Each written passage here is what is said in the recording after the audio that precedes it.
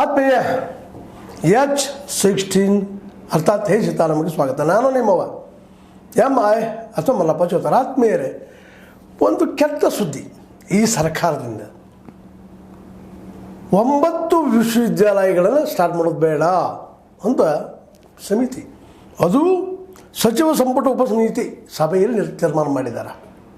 ಯಾಕಂದ್ರೆ 342 ಕೋಟಿ ರೂಪಾಯಿ ನಮ್ಮ ಹತ್ರ ಇಲ್ಲ, ಅಷ್ಟು ಹಾಕೋಕ್ಕಾಗೋದಿಲ್ಲ. ಇದಕ್ಕೆ ಮೊದಲು 5 ವರ್ಷದ ಖರ್ಚು ಈ ಉಪಸಮಿತಿ ಇದ್ದಿದ್ದು ತಿಳಿಸ್ತದೆ ಸರ್ಕಾರಕ್ಕೆ, ಎಷ್ಟು ಖರ್ಚು ಬರ್ತದೆ ಏನು 5 ವರ್ಷಕ್ಕೆ ಅಂತೇಳಿ. ಕರ್ನಾಟಕದ ರಾಜ್ಯ ಉನ್ನತ ಶಿಕ್ಷಣ ಪರಿಷತ್ ವರದಿ, ಆ ವರದಿ ಹೇಳ್ತದೆ 342 ಕೋಟಿ ರೂಪಾಯಿ ಬೇಕು.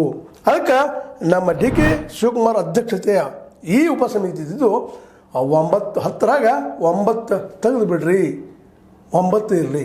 ಯಾಕ್ರಿ ಇದು? ಯಾರೂ ಮಾಡಿಲ್ಲ ಅವರು, BJPಗರು ಮಾಡಲಿ, ಕಾಂಗ್ರೆಸ್ಗರು ಮಾಡಲಿ, ಯಾರು ಮಾಡಲಿ. ವಿಶ್ವವಿದ್ಯಾಲಯಗಳನ್ನು ಸ್ಥಾಪಿಸೋದು ಇದು ನಿಜವಾಗಿಯೂ ದೇಶದ ಸಂಪತ್ತಿದು, ಈ ರಾಜ್ಯದ ಸಂಪತ್ತು. ಒಬ್ಬ ವ್ಯಕ್ತಿಯನ್ನು ತಯಾರು ಮಾಡೋದು, ಸಮಾಜದಲ್ಲಿ ಒಂದು ಸಮಾಜದಲ್ಲಿ ಕಟ್ಟುವಂಥ ಕೆಲಸ ಶಿಕ್ಷಣದ ಆಗಬೇಕಾಗಿದೆ.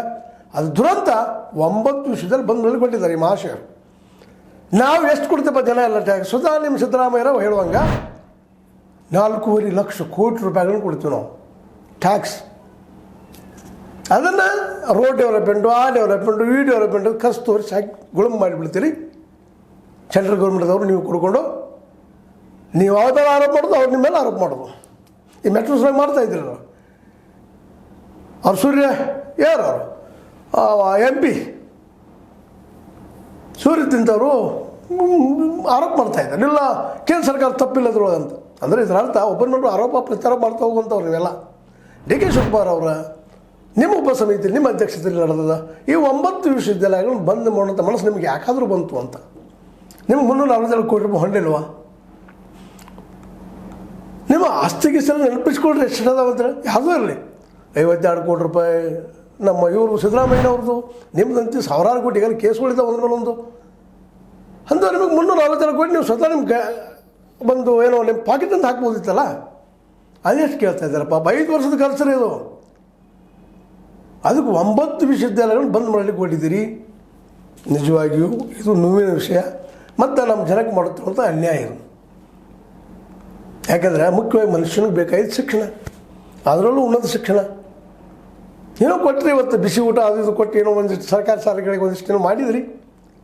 ಅದು ಕೇವಲ ವರ್ಷಕ್ಕೆ ನೀವು ಖರ್ಚು ಮಾಡೋದು 1.5-2% ದುಡ್ಡು ಅಷ್ಟು ನಿಮ್ಮ ಬಜೆಟ್. ಅದು ಯಾವ್ಯಾವುದಕ್ಕೂ ಖರ್ಚಾಗ್ತೀರಿ, ತೋರಿಸ್ತೀರಿ, ಮಾಡಿದ್ರಿ.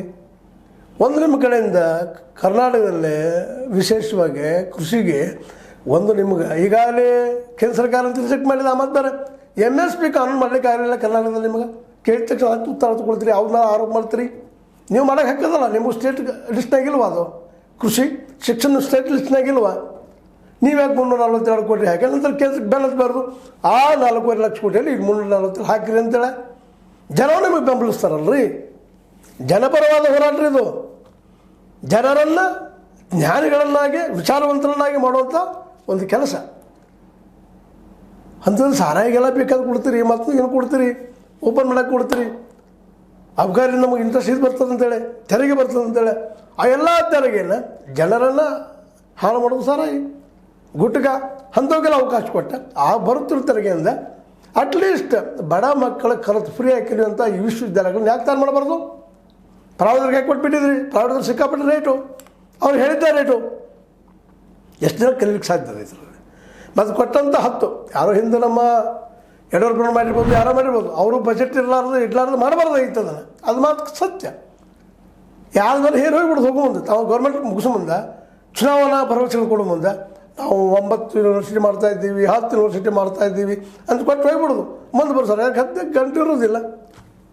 5,300 ಕೋಟಿ ತುಂಗಾ ಸಲುವಾಗಿ ಹೇಳಿದರು, ಹೋದರು, ಇಲ್ಲಿವರೆಗೆ ಬಂದಿಲ್ಲ. ಅದು ನೀವು ಹೇಳ್ತೀರಿ.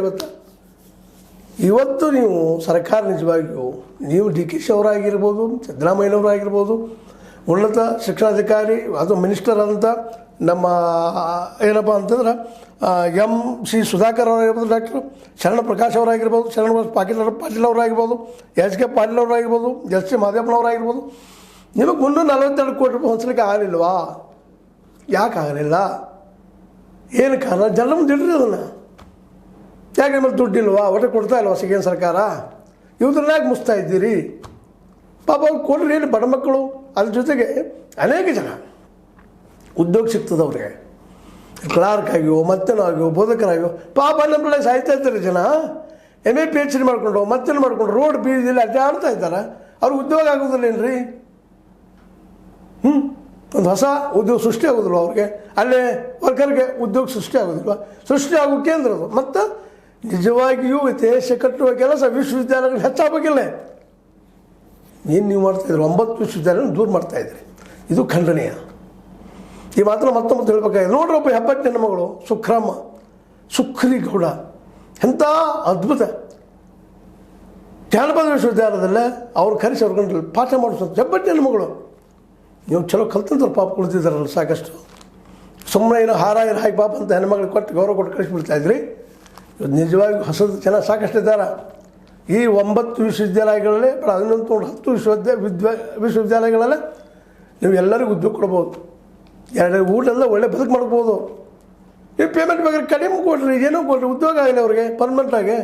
ಅವ್ರು ಯೋಗ್ಯತೆ ತಕ್ಕಂಗೆ ಒಂದು ಸ್ವಲ್ಪ ಮಿನಿಮಮ್ ಮಾಡಿರಿ. ನಾವು ಪೇಮೆಂಟ್ ಹೆಚ್ಚಾಗ್ಯದ, ಇವತ್ತು ಖರ್ಚು ಭಾಳ ಬರ್ತದೆ, ಆ ಪೇಮೆಂಟ್ ಹೆಚ್ಚು ಹೋಗ್ತದೆ. ಇವತ್ತಿನ ಆರೋಪ ಮಾಡ್ತಾ ಇರ್ತೀರಿ, ಸರ್ಕಾರದ ಯಾರೋ ಸರ್ಕಾರ ಇದ್ರೂ ಮಾಡ್ತಾ ಇರ್ತೀರಿ. ಅದಕ್ಕೆ ಇಷ್ಟು ಹೋಗ್ತೈತ್ರಿ, ಇದಕ್ಕೆ ಇಷ್ಟು ಹೋಗ್ತೈತ್ರಿ, ಮತ್ತು ಅದಕ್ಕೆ ಬಿಟ್ಟು ಎದಕ್ಕೆ ಹೋಗ್ಬೇಕ್ರಿ? ಎದಕ್ಕೆ ಹೋಗ್ಬೇಕು? ನಿಮ್ಮ ಆಸ್ತಿ ಮಾಡ್ಕೊಳಕ 40% ಆಸ್ತಿ ಪಡ್ಕೊಂಡು ಹೋಗೋ ಸಲುವಾಗ? ಇದನ್ನು ಎಲ್ಲರೂ ಪ್ರಶ್ನೆ ಕೇಳುವಂಥದ್ದು. ಯಾರೇ ಮಾಡಿರಲಿ 10 ಯೂನಿವರ್ಸಿಟಿಗಳು ಮಾಡಿದ್ದು ಯೋಗ್ಯದ, ಎಲ್ಲ ವಿಚಾರ ಮಾಡಿರ್ತದೆ. ಮತ್ತು ಅಲ್ಲಿ ಜನರಿಗೆಲ್ಲ ಉದ್ಯೋಗ ಸಿಗ್ತದೆ ರೀ. ಭಾಳ ದೊಡ್ಡದಂದ್ರೆ 10 ಯೂನಿವರ್ಸಿಟಿಯಲ್ಲ ಅಥವಾ 9 ಯೂನಿವರ್ಸಿಟಿ ತೆಗಿತಾ ಇದ್ರಲ್ಲ, ಅದ್ರಲ್ಲಿ ಬಂದು ಯೂನಿವರ್ಸಿಟಿಗೆ ಇಲ್ಲಾಂದ್ರೂ ಒಂದು 500 ಜನ ಆದರೂ ಹೊಟ್ಟೆ ತುಂಬಿಸ್ಕೊತಾರಲ್ರಿ. ಅದು ಹೊಟ್ಟೆ ಮೇಲೆ ಕೈ ಬಿಡ್ತಾ ಇದ್ದೀರಲ್ಲ ನೀವು. ಬೆನ್ನ ಮೇಲೆ ಬಿಟ್ಟು ನಡೀತದೆ. ಇದುವರೆಗೆ ಬೆನ್ನ ಮೇಲೆ ಪಡೆದ್ರಿ ಕಾಂಗ್ರೆಸ್ಸಿಗರು, ನೀವು ಕಾಂಗ್ರೆಸ್ಸಿಗರ. ಸಾಕಷ್ಟು ವಿಷಯ, ಸಾಕಷ್ಟು ನಮ್ಮ ರಾಮಕೃಷ್ಣ ಹೆಗಡೆ ಅವರು ಶಾಶ್ವತ ಅನುದಾನ ರಹಿತ ಒಂದು ಏನೋ ಮಾಡಿಟ್ಟು ಹೋಗ್ಬಿಟ್ರು ಮಹಾಶಯರು. ಇವತ್ತಿಗೆ ಪಾಪ ನಮ್ಮ ಯುವಕರು, ಕಲಿತಂಥ ಯುವಕರು, ಡಿಗ್ರಿ ಮಾಡಿದಂಥ ಯುವಕರು, PhD ಮಾಡಿದಂಥ ಯುವಕರು ಹಾದಿ ಬೀದಿಯಲ್ಲಿ ಅಡ್ಡಾಡ್ತಾ ಇದ್ದಾರಲ್ರಿ. ನಿಮ್ಮ ಕಣ್ಣು ಕಾಣೋದಿಲ್ವಾ? ಈ ಸಮಸ್ಯೆ ಅಲ್ವಾ? ಪ್ರತಿ ಸಲ ಪಾಪ ಅವ್ರು ಟೆಂಟ್ ಹೊಡಿತಾ ಇರ್ತಾರೆ. ಪ್ರತಿ ಸಲ ನಿಮ್ಮ ಸಭೆ ನಡೀತಿರ್ತದೆ ವಿಧಾನಸಭೆ ಮುಂದೆ ಬಂದು ಪಾಪ ಕೂಡ್ತಾರೆ.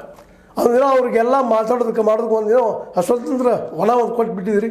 ಪಾಪ ಅಲ್ಲಿ ಒದರ್ತಾರೆ, ಮುಂಜಾನೆ ಸಾಯಂಕಾಲ ಹೋಗ್ತಾರೆ. ಪಾಪ ಏನು ಮಾಡ್ಲಿಕ್ಕೆ ಸಾಧ್ಯ ಇಲ್ಲ. ಜಿಲ್ಲೆ ಸುತ್ತಮುತ್ತ ರೈತರನ್ನ ಒಳಗೆ ಬರ್ದಂಗೆ ಮಾಡಿದ್ರು ಮೋದಿ ಸಾಹುಕಾರ. ಮೋದಿ ಸಾಹೇಬ ಇಡೀ ಜಿಲ್ಲೆಗೆಲ್ಲ ಏನು ಮಾಡಿದ್ರು ಗೊತ್ತದ ನಿಮಗೂ? ನೀವು ಆ ಟೀಕಾ ಮಾಡಿದವ್ರು ಇದ್ದೀರಿ. ಬೇಲಿ ಹಾಕಿಸಿದ್ರು ಒಳಗೆ ಬರ್ದಾಗ. 2 ಬಾರ್ಡರ್ ಬೇರೆಪ್ಪ, 2 ದೇಶಗಳದಾವೆ ಅಂತೇಳಿ, ದಿಲ್ಲಿ ಮತ್ತು ಇಂಡಿಯಾ. ಅದಕ್ಕೆ ಇವತ್ತು ಒಂದಿಷ್ಟು ತೀವ್ರವಾಗಿ ಮಾತಾಡ್ತಾ ಇದ್ವಿ ನಿಮಗೆ.